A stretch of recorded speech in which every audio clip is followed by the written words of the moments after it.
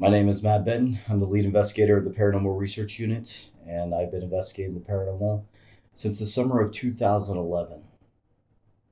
The paranormal has always grabbed my interest ever since I was a child because I used to see shadow people as a kid. But I didn't decide to become an investigator until my big experience at the old Washoe Club in Virginia City, Nevada. I had a personal experience where I asked a question in the crypt if there was a little girl there, if they could move something or make some kind of noise. And sure enough, a piece of brick was thrown at the exact moment, 5 seconds after I asked that question. And that was the moment I realized you can communicate and get responses back. And that's what got me hooked. That kind of communication was what started everything for me. Shadow people, as a kid, like, creeped me out a little bit because they usually are very quick and like peek around corners and everything, and then just they glide really quickly. Very weird. It was, and then I was having a lot of nightmares during that time when I was a little kid. So probably nightmares that a little kid shouldn't be having, like my family getting murdered and stuff like that. And so this is like at a very young age. So it was very weird, but it was just also more other some other personal experiences was like voices, also like my name being called when I was trying to go to sleep, and I thought it was someone that my dad was dating at the time that was calling for me. It sounded like her, and then I got up to see if she was calling me, and she apparently wasn't. So that was weird. And then yeah, I've had many small experiences as a child, but it was mainly the experience at the old Washoe Club in Virginia City, Nevada, that truly started it all. Another thing, though, is like it felt like my entire life. I want to say it like this. Okay. It felt like my entire life kind of led up to this moment because in school, my number one favorite subjects was science and history, and including I was very interested in filmmaking and was watching the making of movies all the time. And it's weird that these three subjects that I was really into when I was young kind of all brought this together because it's everything that I'm doing today, which is science, history, and filmmaking all in one. It was kind of like I was destined to do this in a way. Yeah, I think it's best for a paranormal investigator to be right in the middle of a believer and skeptic. You should have be open minded to both reasonings. And that's a big problem with what's happening in the paranormal field today is that more people are more about the thrills or the excitement of paranormal investigating and not really about the actual cause of why I believe a true paranormal researcher should be mostly focused on what it is exactly and try and search for those answers. Most of the time, it's something natural, and that's okay. It's okay to be wrong. I think that everyone should be open to the idea of this could be natural or this could be maybe something supernatural. We don't know for sure sometimes. And like big experience where like you see an object being thrown across the room, we don't have our known laws of physics of today of why that happens, but it does. And I've seen it, captured it, and that is why I'm doing this today. Is because the curiosity of what's going on here is always thriving, and you always have more questions than answers. And I think that's why I am so intrigued by the paranormal, is because of that reason.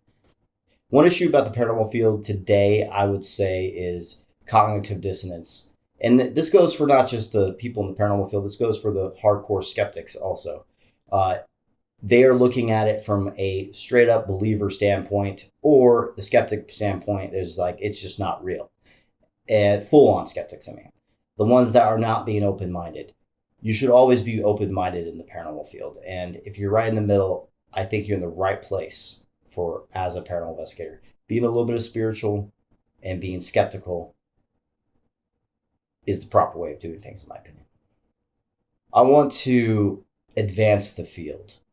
I have future documentary ideas that would maybe point people in the right direction when it comes to true paranormal research and not just ghost hunting. I think there is a difference between ghost hunting and paranormal research. I think most of what's going on YouTube today is mostly just ghost hunting. It's more about the entertainment the thrills of it. It's being a little bit too much on the believer side and not the in the middle of what I was talking about, straight in the middle. So I think we need to get into that mindset to advance the field of being a little bit more skeptical and more knowledgeable about the equipment you're using. Do research on your equipment and why these things happen, and you could probably get a better idea of what is happening when you capture something, or if it's something natural. It depends on what it is. Like EVPs, for example, low quality recorders, they are not very good use because they are a whole bunch of basically your own pareidolia. It's capturing so much little information in its bit rate that basically if you make like a thrashing sound with your clothes or whatever, it sounds like a whisper on these low quality recorders. Compared to a very high quality recorder like Tascam or Zoom, you will be able to differentiate that sound easily. So that's why I always recommend using high quality recorders. And that's just one little quick example. And then there's also cameras. Cameras have dust orbs, slow shutter speed. It has glares, all those things you need to be aware of for when it comes to photography or cinematography.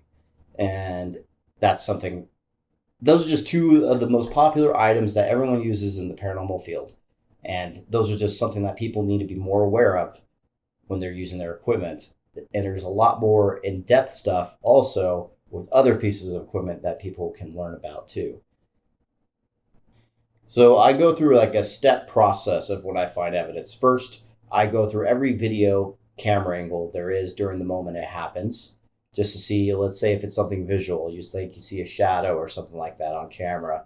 You're going to have to look at every video you have to see if there's another light source causing the shadow. Like if someone's carrying a IR light or a regular light, you want to find every source possible. If you see some shadow, or if there's windows open and there's just a car going by, there's so many different things that you have to look for when it comes to something visual like that. And I go and break down everything I have recording at the time, including audio. If you hear a whisper of some kind, you have to check every video that you have recording at the time to make sure someone else wasn't whispering. I also recommend having a face cam on every investigator. So in that moment, you know if that person is whispering because you can just cross-check the other video to see if they're saying something. Also, it's good to have everyone mic'd up for that same reason. On an investigation, I wouldn't say completely, I don't know 100% if someone actually tried to fool me, but I have had someone on my team that was faking evidence outside of PRU. My team is Paranormal Research Unit. He was doing his own YouTube thing, and I found out he was faking. That is that to me is really dishonoring what the team is about and why I created, and he knew better of why I created this team and what I am doing it for, but decided to go with the aspect of views or the content and entertainment side of things mattered more than the paranormal research. And that is sad, but yes. It sucked because we were good friends, and I still wanted to be friends with them. We just can't work together anymore, and that's sucky thing. But here's the thing about that is that all you have in the paranormal is your credibility. If you lose that credibility, you're never going to be known as a credible source anymore. If you fake any evidence, that is one thing about the paranormal that I feel like is kind of like across the board of what I think most people see as a paranormal investigator is if you fake once, how can we trust you again? It's pretty hard. You have to keep your credibility 100% of the time, or you're going to go down that path that you're just making entertainment and not true paranormal research. That you probably should vet people a bit more before adding them to the team and see if they're doing it for the right reasons and not the wrong reasons. Because if you're coming into this as just as a YouTuber and not a paranormal researcher, to me, that's the wrong reason to be in personally my team. So you need to be in it for the research. When you learn that you can't trust someone, it changes your view on why people do things, and they're not doing it maybe for the same reasons as you. Maybe they're doing it for malicious reasons or for their own personal gain, and that's something that you, I feel like, have to be aware of and have to.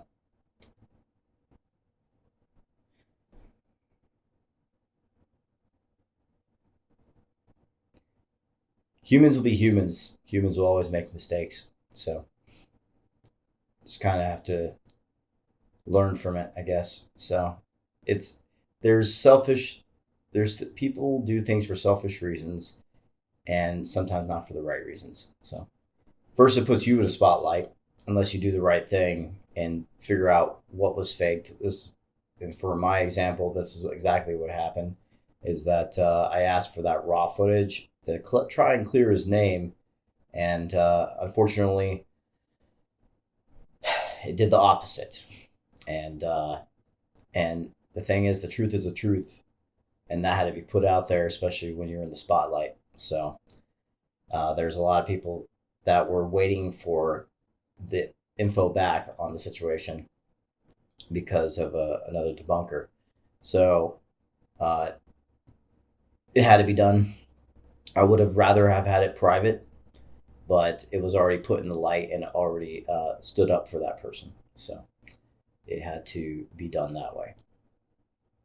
Not really, because I didn't do anything wrong in that situation. I mean, when it comes to the situation of I didn't fake anything. And so if you put yourself 100% all the time, that I don't really care what other people think about me as long as I keep doing the right thing when it comes to the paranormal field. Not saying that I always do the right thing, and I have to learn from that. But when it comes to at least being honest, if you're 100% honest all the time in the paranormal, you have nothing to fear when it comes to your credibility. It doesn't matter. So I have the raw footage to back up my experiences. I edit my entire episodes or documentaries live. So there's literally full transparency in what I do. So I wasn't scared about my situation.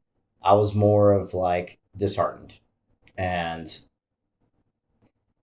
I have nothing to fear when you have nothing to. Here's the thing about liars: when liars lie, they're going to slip up at one point.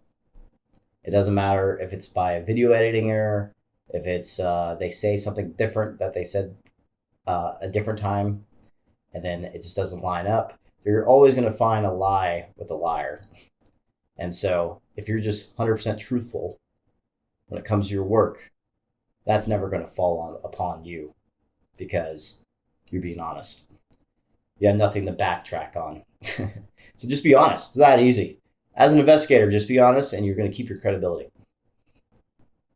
Well, the problem with the fakers out there is that it is oversaturating the platform of YouTube. And then most people are going to believe that all paranormal is fake now. Or they are also overshadowing the real investigators. So everyone is being influenced in a more entertainment style, and meaning more people are going to be created and interested in the paranormal and doing the same things. Right now, the two most popular people is Zach Bagans and Sam Colby, or in the paranormal field. They're not doing things exactly scientific, so they have the most influence out of the entire paranormal field right now. And so I think it's important, if you ever get to that status of being that big, is to try and do the right things towards paranormal research, and maybe more people follow in your footsteps. But at this very moment, we are not there. And so hopefully that changes in the future. I plan on doing documentaries to hopefully expand some ideas into paranormal research in the future. It's now going through another path, I would say, that kind of like makes you wonder what is real and what isn't. If you have too many fakers out there, there's going to be a illusion starting. And that illusion is what's real and what isn't. So you're going to have a lot of people thinking, oh, I thought this was real, but I learned it wasn't. Then you're going to keep going down that path of people being jaded from the paranormal because they find out their favorite content creator is faking evidence, and then they're not going to trust probably any paranormal investigator after that point because they are actually lying to their followers continuously, and then they trusted them, and then you kind of like break that trust, and that could lead to other paranormal teams out there. The thing is, not all of us are the same when it comes to that aspect. Some of us are doing it for the right reasons, and some of us are doing it for the wrong reasons. And it's hard to differentiate them. And that's the problem with people faking evidence, is that who is entertainment and who is actually doing it for paranormal research. I'll tell you one little hint. Most of the time, it's the ones that are not getting that much evidence most of the time, because paranormal is rare. And I recommend going to look at those creators that posting every little once in a while, or posting videos where they don't really get anything, because that's actually how the paranormal is most of the time. But I also believe in some other aspects of the paranormal, of psychology being a big part of it too. So there might be a chance of some people getting more evidence than others. Here's the thing about the paranormal. It's a whole bunch of theories. Lots of theories, and that's about it. So believe what you want, but people are going to start becoming jaded from the fakers out there and stop believing and then move on and not having proper research done. I believe people falsify paranormal evidence for fame, money, especially the YouTube space, because when I first started the paranormal, YouTube was not it. When I first started the paranormal was not big on YouTube. It was like maybe a clip of something happening with some random people in an abandoned building, capture something crazy. Those are like the clips that kind of gone viral, but not actual YouTubers. There wasn't that many in the paranormal field, and the ones that were doing it on YouTube that were getting a decent amount of views, they're only about, I think, the top two YouTubers at the time back in 2011. I believe only had around 30 to 40,000 subscribers. Those are the two biggest YouTubers at the time. And things have changed. Now, back then, it seemed like people were doing it for the more of the right reason most of the time. They were doing it because they were truly fascinated by the paranormal and not doing it for the money. But now we've gone a different route. Now it seems like they're like, oh, look, maybe I can do this and maybe get a big channel and make money. And that's the wrong reasons, in my opinion. This field is not about money. And I joined during a time before you're not going to make any money doing this. I was actually spending most of my money doing this hobby. It only recently became a job for me, and that's just from documentary filmmaking, not technically the paranormal fully. That was from being a documentary filmmaker. When it comes to that aspect, especially back then, you were lucky to just become a regular YouTuber, like make comedy skits or some other kind of content. If you wanted to be big on YouTube, it was a better idea to do those things before it was a big trend that like it is now. So I feel like ones back then were doing it more for the right reasons than they are doing it now. Like Dorset Ghost Investigators, I want to make a shout out to them. During that time, they didn't even show their faces. And they purposely did that because they didn't want the fame or anything. They were just doing it because they're really fascinated about the paranormal. And they do now show their faces, but it took them years to do that. Like, there was more, I would say, a little bit more credibility in the paranormal space on YouTube than there is now. This is also not just a YouTuber problem, but this is also a problem with the location owners. Location owners sometimes like to sensationalize their history, adding things that didn't happen just to make it sound creepier or scarier. And they're doing it for the wrong reasons, in my opinion, too. Historical location owners should be there for the history and restoring. Adam Kimmel, for example, he's a friend of mine. He does it for the right reasons. He's trying to restore these buildings and preserving history. And then you have multiple other location owners that some do it right, some do it wrong. Some are doing it for the entertainment and they know they're making a business off of it. So they want more people to show up. So they make a story out of it. And that is not true. And they're just trying to make money in a different way.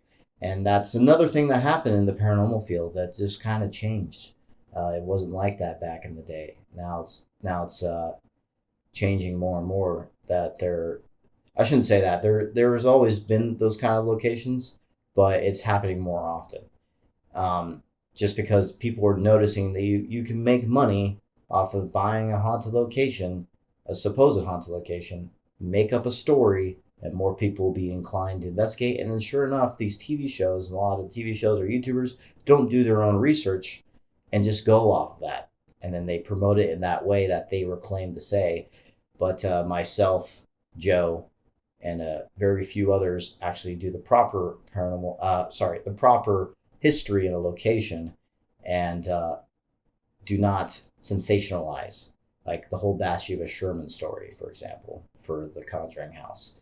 In our documentary, we mentioned this same exact story that was mentioned, and it just seems to be all false based off of Bathsheba's obituary and where she was buried at. She was most likely not a witch, because why would they bury her at a Baptist cemetery? Doesn't make any sense, especially during that time period. You would have been either killed for it or shunned during that time period for having any kind of involvement with witchcraft, because it was very Christian times during that time.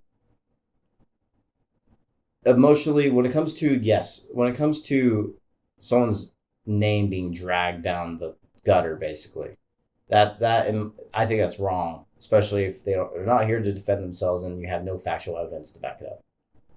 You're just completely destroying someone's reputation that's not here to defend themselves. So yeah, completely wrong. I think so emotionally, yeah, I would say it just doesn't feel right, and I'm very big about justice. So, well, I've already had this happen before. I actually, I'm not going to mention the name, but I met this one I know that's a faker. I wanted to see what he would say to me privately if he would open up to it. He didn't want to open up to it because I think he realized that I try and do my stuff legitimately and just didn't want to confess up to it.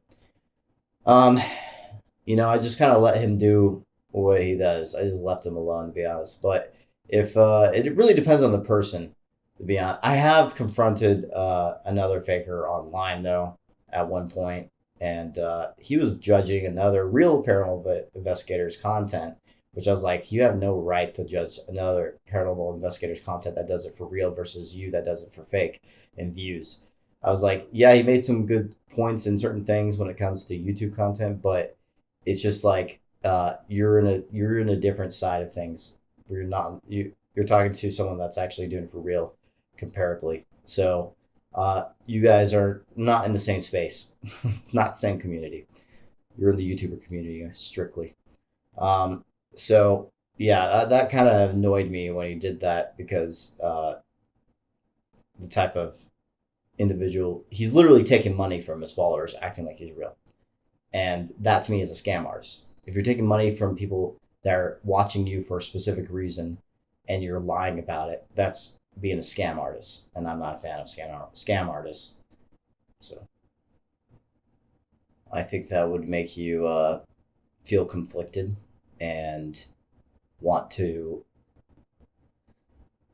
and it also puts you in a shitty situation. So in my eyes, as a documentary filmmaker and paranormal investigator, because both of those roles are very important about truth. As a documentarian, I think you should always put the truth out there no matter what. And so I think it's your job to put out what needs to be out there, even if it's going to cause issues with another person. But the truth is the truth. So that's all you're trying to do here, is put out the truth. And that's what documentary filmmaking should be about, is putting out stories that are real stories or real experiences and that's it. That if you want to go any other route, you're making not a documentary film. You're making a movie or a fictional, something fictional, and it's very different.